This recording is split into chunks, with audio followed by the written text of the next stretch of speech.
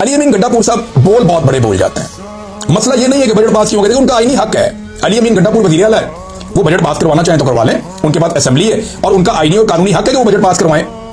लेकिन मामला ये है कि वो बोल बहुत बड़े बोल जाते हैं, वो बड़े बड़े दावे कर जाते हैं। तो जब आप बड़े बड़े दावे कर जाते हैं ना, तो वो दावे आपको बात फंसा देते हैं, लोग आपसे उम्मीद बांध लेते हैं। यही गंडापुर साहब के साथ हुआ, जो वो पहले लोगों के साथ गए इस्लामाबाद, फिर वो लोगों को उन्होंने अकेला कर दिया और वो वापस चले गए। और जो लोगों के साथ हुआ वो भी आपके सामने। फिर दूसरी मरतबा भी उन्होंने बहुत बड़े दावे किए कि मैं पहली गोली खाऊंगा, लोगों को गोलियां लग रही थी, अली अमीन गंडापुर साहब वापस चले गए। तो अभी फिर उन्होंने बहुत बड़े बड़े दावे कर दिए। जो दावे हैं ना, वो उनके सामने आकर खड़े हो जाते हैं। अगर वो दावे ना करें और खामोशी से सर फेंक के अपना काम करें तो इतनी तनकीद उनके ऊपर शायद नहीं होगी।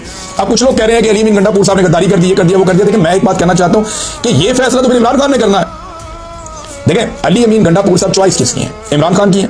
उन्हें वज़ीर आला बनाया किसने? इमरान खान साहब ने बनाया। अगर वो इमरान खान के फैसले मान रहे हैं तो इमरान खान साहब उनके बारे में फैसला कुछ और करेंगे, और अगर इमरान खान साहब को लगेगा कि मुझे फायदे के बजाय नुकसान दे रहे हैं तो फिर इमरान खान साहब फैसला कुछ और करेंगे। ये फैसला तो देखिए, ना मैं कर सकता हूं, ना कोई और कर सकता है, ना सोशल मीडिया कर सकता है। ये फैसला तो इमरान खान साहब ने करना है। और जिस वक्त इमरान खान साहब ने फैसला किया, आपको उसके असरात नजर भी आ जाएंगे, आपको पता भी चल जाएगा।